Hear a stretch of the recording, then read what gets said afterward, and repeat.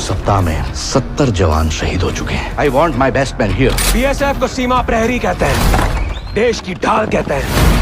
প্রতি শুক্রবার একটি সিনেমা দিবস, কারণ এই দিনে অনেক সিনেমাঘরে মুক্তি পায়। এখন ওটিটিতেও সিনেমা এবং ওয়েব সিরিজগুলি বেশিরভাগই শুক্রবারই স্ট্রিম করা হচ্ছে। এই শুক্রবারটি সিনেমা প্রেমীদের জন্য খুব বিশেষ দিন হতে চলেছে, কারণ এই সপ্তাহে কেবল একটি নয় 5টি সিনেমা মুক্তি পেতে চলেছে।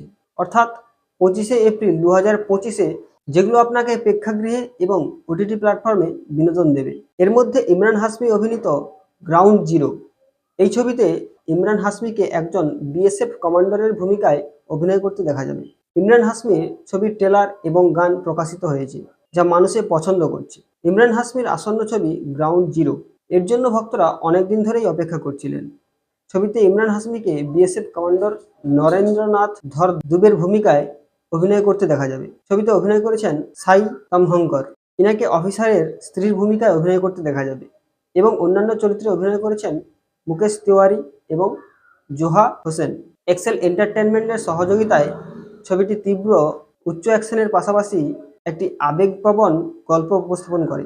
রিতেশ সিধওয়ানি এবং ফারহান আক্তার প্রযোজিত এই ছবিটি 25শে এপ্রিল প্রেক্ষাগৃহে মুক্তি পাবে।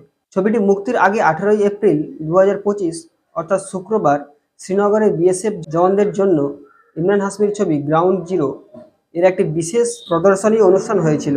গ্রাউন্ড জিরো এর পুরো টিমের উপস্থিতিতে বিএসএফ কর্মীরা ছবিটি দেখেছেন। প্রদর্শনীর পর সংবাদ মাধ্যমের আলাপকালে অভিনেতা বলেন, এই প্রথমবার শুধুমাত্র বিএসএফকে সম্মান জানাতে কোনো ছবি তৈরি করা হয়েছে। আমরা এর আগে ভারতীয় সেনাবাহিনী এবং পুলিশের ওপর ভিত্তি করে বেশ কিছু গল্প বানিয়েছি, কিন্তু গ্রাউন্ড জিরো বিএসএফ অফিসারদের তাদের সাহস এবং দেশের জন্য তাদের ত্যাগের প্রতি শ্রদ্ধাঞ্জলি, এটি নিয়েই এই গল্প তৈরি হয়েছে। এখন এই ছবি দর্শকদের কতটা ভালো লাগে সেটা সময়ই বলে দেবে।